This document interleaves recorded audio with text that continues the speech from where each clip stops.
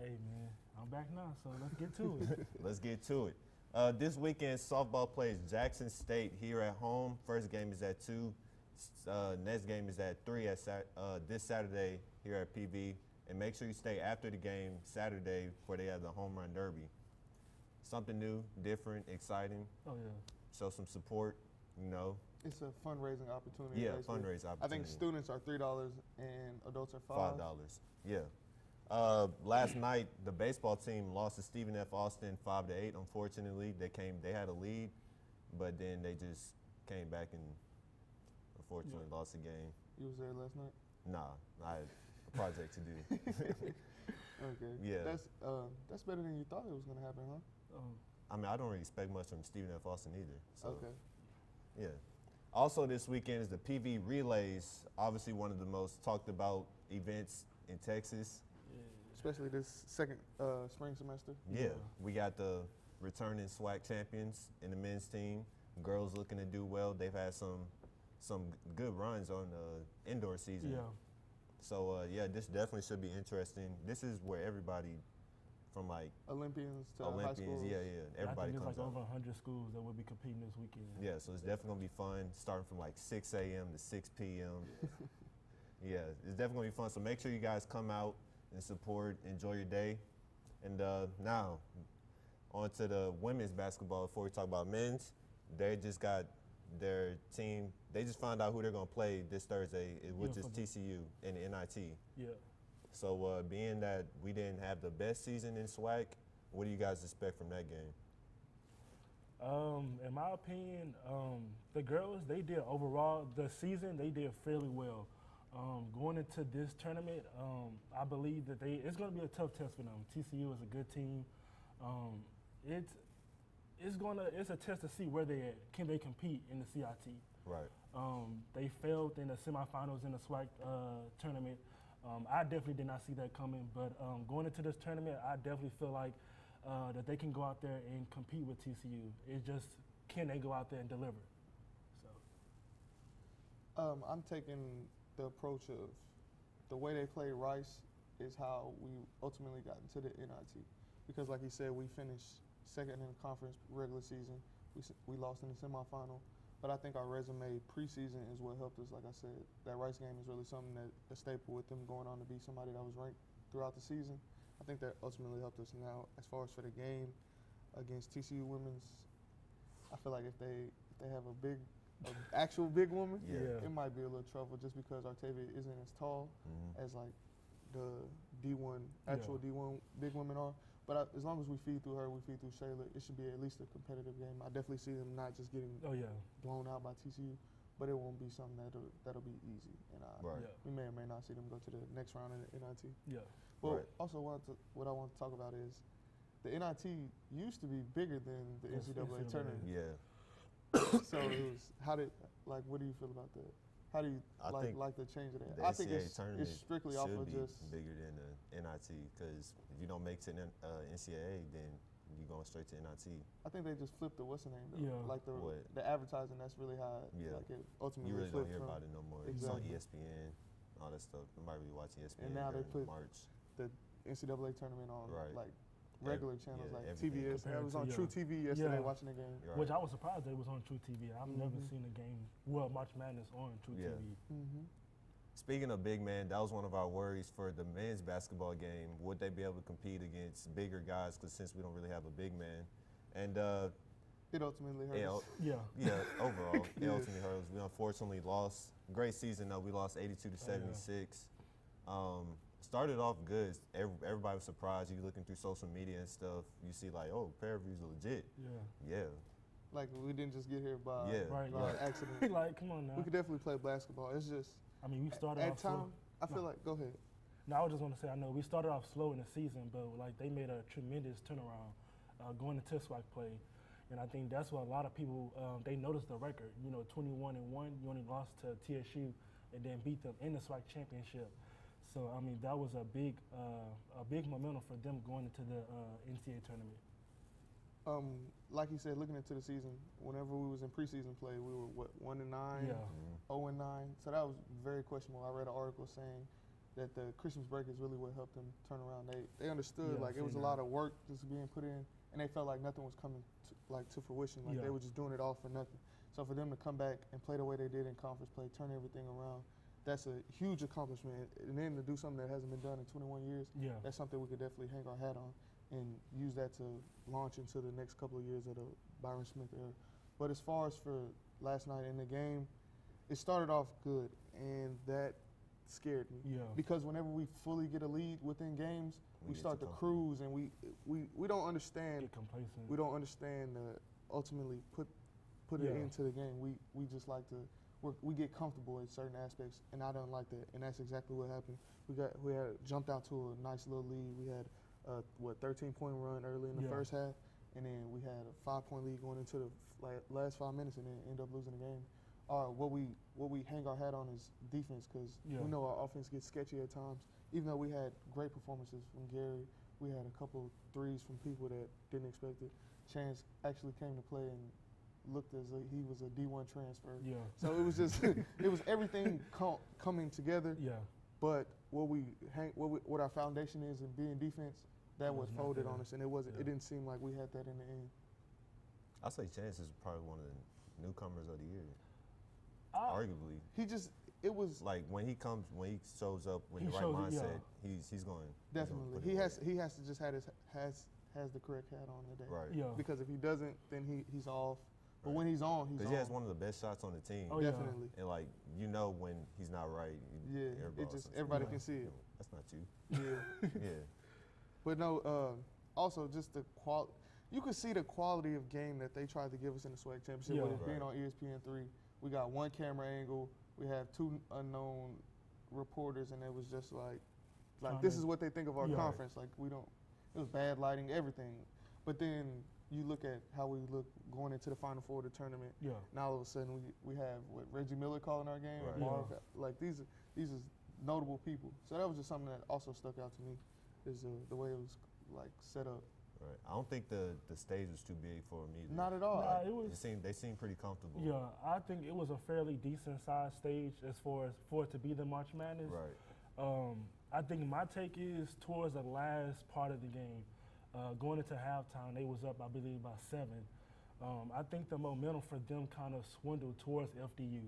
I think they had a 3-pointer right before the buzzer, and I think that would kind of take the momentum from our team to them. They kind of struggled, like you say, with defense. Definitely did. Towards the other side of the other side of the court, they definitely was not playing the defense that they needed to play, and I think that would kind of bit them in the tail. Dad, Go ahead. go ahead. I I was was gonna just say Dad. Yep. My fault. We just know each other.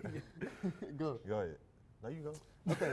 I think what really also us as analysts, I think what really hurt us is just not knowing who they were, for the Yeah. fact of the ability that the young sophomore guard had for the other team, for them to Right. be able to come in and That drop boy Jenkins, 22 and a man. half. Yeah, And then- they're one of the best 3-point shooting teams. Well, he's one of the best Best 3-point three-pointers shooters in the nation. country. Yeah. Exactly, and it definitely showed whether he was open or he was contested. Oh, Right. yeah. The shot was going in, and he just played with a different. I think he played at a different level.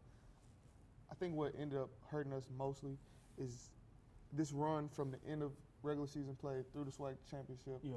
all the way up until the game Yeah. with our rotation system. We talked about it as far as everybody gets rotated quickly, Yeah. but it's certain players on the team that don't really get out. Being Dennis, Gary, a Right. couple of those don't get out the Yeah. game. So I think they might have just been run down because they hadn't really played this much basketball Yeah. ever. Mhm. I think they ultimately caught up with us because at times it looked like the kid was just at a different speed. He was Yeah. just moving at a different rate that was just different than everybody else on the I floor. mean, the way he was driving through the hole, it was phenomenal. it I'm was like, just like, he was man. gonna get to the basket. Yeah. And it was like nothing they could do for it. Well, going from here now to the next season, where do you see the team going? I think it's just up from here, but then you got to remember Gary's not going to be here. You got to Yeah. replace Gary. You got to Yeah. replace Dennis. We need a big man for Iowa. Right. And I think it was one more senior. Yeah. The Kent State transfer, Right. the graduate transfer. It would need something from him. But like we talked about last, we need to get a. With that exposure, though, I didn't even cut you ahead. off. Yeah. But like with this exposure, though, I The think recruitment class. Yes. it definitely It'll brought be more quality. attention to us. Ultimately, what needs to happen, we need a legit big man who just Oh yeah. gets rebounds and not want to be pretty and Yeah. just he knows what he's here for. I think we need to let Tristan Wallace play because I've had talks with the basketball team, and it's been clear that he's the best person on their team. Really? Yes. Like, I'm not joking with you. We haven't got a chance to see him, though. Yeah. So. I've barely seen him. Yeah, that's But we talking about a 6A state Yeah. championship. We talking about an athlete that signed to Oregon. Like, we talking about somebody who can be a difference maker. I just think with it being his first year on campus, they're trying to ease everything into him. And that, obviously, we know why he's here. His meal ticket, like, he's football. It's football. But when you are a state champion, when you are a SWAC champion now, like, this is something that needs to be handled. But I think if they up his role just even 10 to 15 minutes a game, I think that'll help us a lot because he brings a certain physicality, being who he is, that our team is ultimately missing, in my opinion.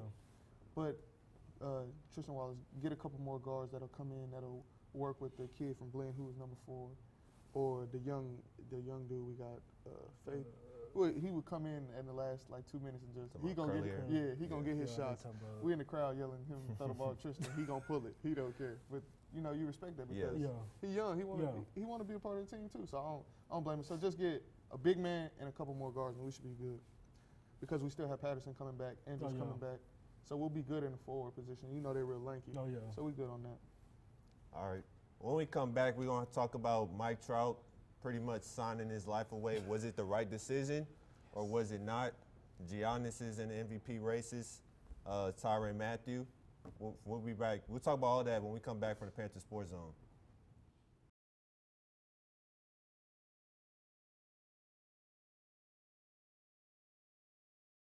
Traditions are not made overnight. They are created through a legacy of excellence and a commitment to something much greater. For more than 135 years, Prairie View A&M University has provided students with a strong academic foundation, a unique college experience, and the opportunity to make their mark on the world. This is a place where friendships are formed, discoveries are made, and dreams are realized.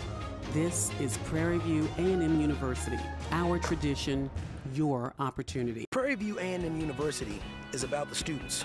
Students don't just come here for the education. They come for the faculty, for the creativity, the camaraderie, an excellent standard of living, and the school spirit. They come here to gain something profound and to give something back. Students come for the tradition of excellence. This is Prairie View A&M University. Our tradition, your opportunity.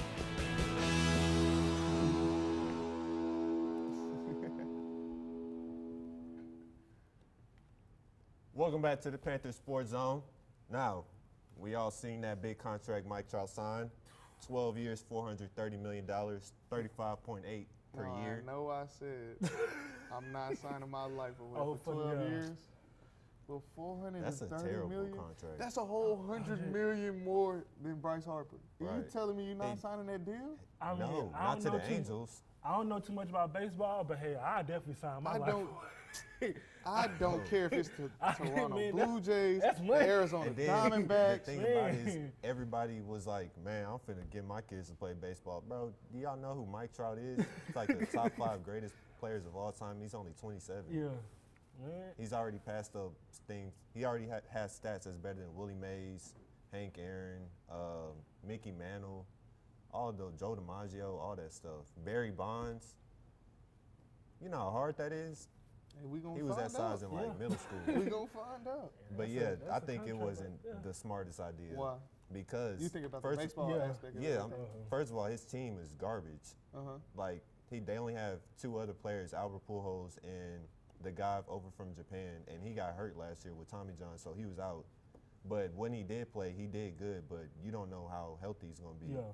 So are they still in that long Albert Pujols contract? Yeah. He's going to retire with them. And that's who he signed a 10-year contract with? So they have this precedence of doing these long deals. Right. That ultimately end up putting these teams in bad positions to where they don't have the money to go get anybody else. Yeah. But you got to understand where they're in Los Angeles, correct? Right. But they don't get as much attention as the Dodgers do. But you lose the best player, like you just said. Best player now, the best player probably at least top 10 player of all time. What do you have to say for your franchise? Like old, washed up Albert Pujols? Nobody's gonna come watch that. Albert Pujols still. But he's still, good. He's old. He's not selling like we're not talking about 2010 Albert Pujols that first signed this contract. We towards the end of the road. Yeah. We can be honest about that, but I'm not gonna let the best player. Like you just gave him all his accolades. I'm not letting him leave my franchise. Now, if that's on him to not sign a bigger deal just so they can get other people, that's on him. But you got to understand, I'm not taking a cut for a billionaire. Yeah. I'm not taking no type of pay cut, especially when I'm bringing in probably the majority of the revenue to this organization. I'm giving you whatever you offer me, that's what I'm taking. Now that just tells you, like we just talked about, he is that much better than, he's $100 million better than Bryce Harper. And Bryce Harper just signed the biggest deal ever. So for him to come and just blow his deal out the water, that tells you about the quality of player that he is. And it gives validity to what Davis just said about him. I think Bryce Harper's going to get more out of his contract, though, with the Phillies, because the Angels, well, if you think about it, playing Mike Trout with the Angels, they haven't really brought in, like, any help except for Andrew Simmons. Andrew Simmons was the shortstop. He came back from the Braves. Yeah. Doing way better than what he was down there, and that dude from Japan. Other than that, they really haven't brought in anybody, except for, but they do have recruits, I'll say, for Jordan, like Jordan Adele, black dude, shout out to him, one of the top prospects in the country. But then again, it's just them four. Now, with his contract, y'all know they brought up the fact that Kyler might be leaning back towards baseball. I don't think I was going to mention that too. The discussion that we had early in the semester, and I was talking about will he choose football over baseball. Now with this contract right here, that's what I said. His position is not going to make that, and I don't think he's just that. He'll be a good baseball player, but he's not going to make that type of money. If he was to go to the MLB, do you think in 5 or 10 years will he be to that standard? Heck no. I don't think so. He'll make money. He'll make the same money. Ain't nobody close to Mike Trout. He'll make the same money he'll make in the NFL, in the MLB. Yeah. It'll just be more games. It'll just be like a full year that he's working for. And we'll see him faster. We'll see him first, hands-on. I just don't. Minor league. I'm not signing that contract for so long. I mean, why do they want to have me for 12 years? Why can't I get a 5-year deal, 6-year deal, and just $50 million? It still comes out to the same thing. I don't know, but the top 4 highest paid players combined it equivalates to like $1 billion, and that's more. Ain't nobody in the NFL seeing that. No, that's more than what all the quarterbacks make combined. Yeah, but if you break it down yearly, he makes $35 a year. The highest paid quarterback probably makes like $30 a year at most. So he's definitely winning, but it's just as far as. You're not getting a 12-year deal in the NFL anywhere. Oh, yeah. And he hasn't won a playoff game. Who, Mike Trout? Yes. Have it? No, he hasn't. But like you say, baseball isn't a one-person sport. It's not. So you can't. How can you blame him? It's like the Peyton Manning. He's like the Peyton Manning of baseball right now. Peyton Manning is still a GOAT. He's a GOAT, but he's not the full. When's the last time you seen the Angels in a playoff race? It's been a minute since I've asked about the Angels. I'm just saying. Bryce Harper was just in it. Finna go back. He's definitely about to go back. Yeah. So you're not signing a 12-year deal for $430 million to the Angels? It depends on who offers. So okay. If the Angels offer me, no. Let me ask you this. So he got this offer from Angels for $100 more million, and then what'd you say? Who would you say the best team? What you gonna say? The Astros or something like that? Me personally, that's just because I like the Astros. Okay, so but the Astros, they're not the best team. Sign you for $250. You gonna take the $250, or you taking the $400? From the Astros? Yeah, because they have a more complete team. Years. Yeah. Hold on. They have a more complete team than the Angels. Let's also point out the fact that with the California state taxes, if he was a resident there, he would only see $214 million out of $430. That is absolutely absurd. That means they get more than 50% of his money. No, I'm not signing that deal. They don't even do that here in Texas. No. Texas he'll get all of his money. Yeah. Top 5 pitching rotation in the league. I'm not signing it. Crazy. Now on to the NFL. Robert Kraft was offered to have his charges dropped. He was told that if he would go to trial, he would obviously lose the trial, facing 1 year in jail if convicted guilty. He's not doing that.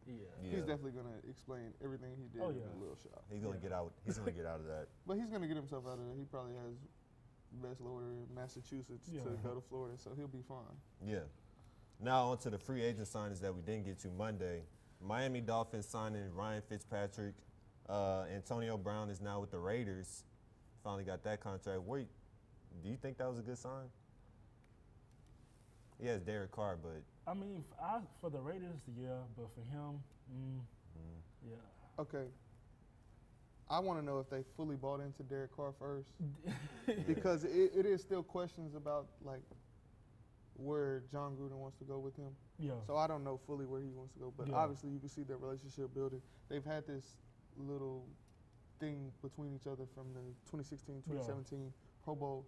So they have a little connection. They've obviously been talking about this or whatever. But I'm just glad he feels like he's somewhere happy. I'm glad he went from having no guaranteed money to 30.9 guaranteed million. Yeah. That's something that is ultimately pushing the position forward. It's allowing him to get more money. The only thing that hurts them now is that Tyreek Hill was about to get $100 million, and that's definitely not happening now. He just had a case. But as far as for him, it may or may not work out because obviously Derek Carr is no Ben Roethlisberger, but he's going to be the #1 option. They've signed people outside of him, and he's going to get his targets. And one of our other co-hosts days on our show was Hayden, and he actually went to a solid quarterback, so I'm glad he went there. who? Mr. About Neville. Remember he wants him to go to a terrible quarterback. He wanted him to go to the Oh, Bills oh yeah. because he's a hater, but it's okay. That don't make no sense. Tyrann Mathieu also signed with the Chiefs. Outside of the Odell move by the Yeah. Browns, that was my favorite move of the week. The only thing I didn't like about that is they cut Eric Berry after that, and I Right. felt like him and Eric Berry as a Wait, tandem. You mean that Eric Berry? That Eric Berry. Dang. Yeah, they cut Eric Berry following the signing of Tyrann Mathieu. I would rather see them as a tandem Yeah. because their corners are so questionable. I would rather see them two in the back end and play Berry more towards the box and let Tyrann roam the way he does. But you can't have it all. That's I think tough. their money is running out Yeah. in Kansas City, and I think they're starting to move forward towards the deal that Tyreek needs and stuff like that. So they've cut that. The Kansas City defense wasn't good to begin with. Now they've lost both edge rushers. They've lost some in the back end, so we'll see how that turns out. Very quick. I would like to see him in Houston still. Who, Tyrann? Yeah. Really? The thing about that is, I don't think Houston really had the cap space or For him. wanted to pay him. Yeah. Because the same thing happened in Houston. Kareem Jackson had to leave. He left, and I think they were more focused on the corner. That's why they signed Bradley Roby. He got 1 year, $10 million. Houston has this thing of doing 1 year deals to see if players are paying out. So hopefully Bradley Roby does. It's not like I think that's what they did with Tyrann too. Yeah, It's they not gave like him he had a 1 year bad deal. year. No, he was arguably outside of the front seven. He was best player in the back end. So I was dumb. that's what you come to Yeah, that's expect from the Houston Texans. I don't know what they're doing. They didn't sign a running back, and they need it. They haven't got better offensive line wise, and they definitely need help because Which I'm still trying to figure out what's going on with that. they had the most sacked quarterback in the league, and it's his second year. He just came off an ACL injury, and we're not going to put people in front of him. That doesn't sound It's like a gonna be recipe a for whole success. David Carr situation. Exactly. again. Oh, yeah. We haven't found a second option No. outside of DeAndre Hopkins. Although Kiki Kuti is definitely coming on, but he's an inside receiver. I'm not counting him as a second option. No. He's just more of a short yardage player. That's tough. Yes. Also, Landon Collins signed with the Redskins, and Le'Veon Bell is to the Jets now. Okay, we'll go with Landon first. Landon Landon first. being the first safety that signed exploded the safety Yeah. market. He signed for what, $85 million. Right. He got like over 14 a year. That was something that I didn't expect for him because he's a box safety. Yeah. That's gonna be a tough defense, though. Oh, yeah. You think?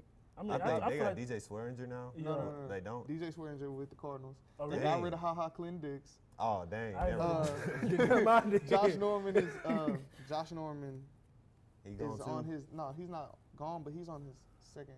He's on Yeah. the back heel of his career. I would say just because his speed wasn't there in the beginning. Yeah. So just now it's fully technique and Yeah. he's become an average cornerback in the NFL. But I'm not paying $85 million for a box safety. That's like paying a linebacker $85 million. It's just not happening for me, and not for that long. But the Redskins have this thing of doing bad deals and free agency, and then ultimately coming to bite them back. Now, the only reason I'm going to let Landon Collins slide is because they might allow him to wear 21. And if y'all know anything about the Redskins, Yeah, that's Sean Sean Taylor. Taylor. That's my favorite player in the NFL, well, ever. So if that allows it for them to happen, then we'll see how it goes. And hopefully he balls out, and hopefully, the number does something for him, because that is his favorite player too. I think when he signed, he did the little story of The owner, he gave him a game-worn Sean Taylor jersey. It was signed and everything. He cried for 45 minutes. So it just tells you how much it means to him. Yeah, that's cool. You can see the you can see the tendencies. You can see the way he plays. He tapes his fingers at certain times, the way Sean Taylor did. So it's certain things and aspects into his game where you can see the Sean Taylor influence definitely. Now moving on to Le'Veon Bell, hated that signing. Why? He didn't get the contract he argued for because Pittsburgh definitely offered him 5 years, $70 million. Yep. But it was and only he signed for less too, huh? Yes. Yeah. The difference is, I think in a Pittsburgh contract he was guaranteed $27 million, and with the Jets he's guaranteed 34. Yeah. He signed for like what? It was $54 million overall for 5 years, 4 years. Yeah. It just wasn't the contract I wanted. Like when I argued with y'all last semester about what he was trying to do for the position, he was trying to bring value to it. He was trying to make the market back to where it was supposed to be, especially for somebody like him that lines up at receiver 40% of the game. He's somebody that should have definitely been paid as a weapon. Oh, yeah. Somewhere in between the $20 million that receivers get and the $12 million that running backs get. He should have at least got 17. Yeah.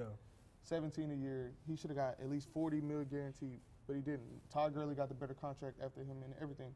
So what hurt him, I would say, is Damian Williams, because he was on the couch for 4 weeks into the season, then came for the Chiefs, led the Chiefs in touchdowns in the playoffs. He was balling. He got himself a deal, so congratulations to him. But that hurt the running back market as a whole. So it's going to let us know what might happen with Zeke. Zeke may not get the money that we all feel like he deserves. Todd Gurley might have the biggest contract that we see for a running back in a while, and it might stay that way. Which is tough because you lose a year of football, you missed out on $16 million this year, and all you signed for was, he said it would take $60 million to sign him, and he didn't even sign for $60 million. That's a problem to me, because if you were taking a stance, if you were standing on your morals, and you come up short like that, that's not something that's commendable in my eyes. Yeah, that's true. Now into the MVP races for the NBA. Season's about to wrap up in like 2 or 3 weeks. James Harden is there. You got Paul George. I just keep saying Paul George because he keep bringing up Paul George. You say that like Paul George not balling. He is, but all right, it's better seasons happening, but Paul George is balling. All right, let's just get it clear. Let's get it clear. Russell Westbrook, Giannis. It's Giannis and James. Yeah, James, that's ultimately what it goes down to. And James is still playing. That's tough because James is playing on another level. Like he's playing not human. Yeah. But Giannis has his team where you can't name his 4th and 5th option, and they got the same record as the Warriors. Yeah. So Warriors are beatable this year. They are. But we talking about they still have the best record. Yeah. You saying like once it comes to playoff time? Yeah, they're beatable depending on who they play. If they play the Rockets, they're beating the Rockets. The Rockets will sell. You saying the Rockets beating the Warriors or Warriors? The Warriors are beating the Rockets. So who would beat the Warriors? Who else is in the West? The Thunder would give them a run. That's a 7-game series. Yeah. Okay. The Rockets is like a they're gonna beat the 6-game Kings. series. They're gonna beat who else in the playoffs? Who else? Doesn't really matter. Yeah. Your team. All that really matters is okay. Oh wow. All of OKC and Rockets are only 2 competitions for them. And they could beat both of them. So that's all that matters. Now, what I want to see is this Giannis going to go into the playoffs? The same thing with James. You think this Giannis is going to continue to dominate the playoffs? He might slow down, but that's just because Chris Paul. I know Chris Paul. Yeah. He likes to take over in certain situations. Yeah. But it doesn't make sense because like 12 years of his career, he couldn't get past the 2nd round. But we ain't gonna talk about that. Some of that stuff wasn't his fault. Well, you blame Mac. You better blame Chris Paul. How? He's had teams around him. And the difference is you could take over a game single-handedly in basketball. You know that. Yeah. He can make the plays. Yeah, he most definitely. I mean, he's one of those players that when you put him on the court, he's going to do what he's gonna change the dynamic of whatever your team is. So, I think the same way we see Russ being unselfish with Paul is what we'll see with Chris Paul being unselfish with James, because he is in such a different level. That's how they lose right there, because they always play ISO ball. Yeah, and it's because how do you, as a coach, how do you balance the talent that you have within this person who's there's nobody that can single-handedly guard him, but still keep a flow of your offense. That's the balance. But that's also why these coaches get paid. They have to figure out that balance and see what they can do, because I don't want to see James dribble it 40 times. In the playoffs, it's half-court basketball. Right. Yeah. And isolation isn't going to help you. So we're going to see how it works. But I would say James will win it just because he's just on a different level right now. But we'll see. I just want to see how they're going to keep playing in the playoffs. Who? Both of them. Both of them? Yes. I know Giannis will. I Yeah, think He's Giannis not, will. but you say he will like he has a track record of doing Nah, that. He but didn't. I don't know. It's just You got a feeling? He's yeah. in a different. Yeah. He is in a different mode. He definitely is. He in a different mode. I feel like James, he would definitely get tired out once if they make it to the second round. If they make it to the second round, I most definitely do not see James doing what he's doing now. And Nah. they're going to the what are they? They're second in the West. Yeah, I believe so. Yeah. So They going to the Western Conference Finals. all roads lead to Oakland. Yeah. Yeah. And we know how that's going. I don't know how East is up for grabs right now. It's pretty good. We got the Bucks, Bucks, Celtics, Toronto. Toronto. Yeah. Toronto's a sleeper, but It just depends Yeah. if they're gonna go through what's it? Kawhi. Yeah, if they're gonna go through Kawhi and not Cal. That's what I want them to do. That would be a recipe for success. But Kawhi definitely has a track record, yeah, and I see it. let's go. That's all the time we have, folks. Thank you guys for tuning in to another episode of the Panther Sports Zone. A live episode. A live episode at that. Yeah. I'm David Smith, I'm Zach Collins. I'm Leon Brown. and we'll see y'all Friday.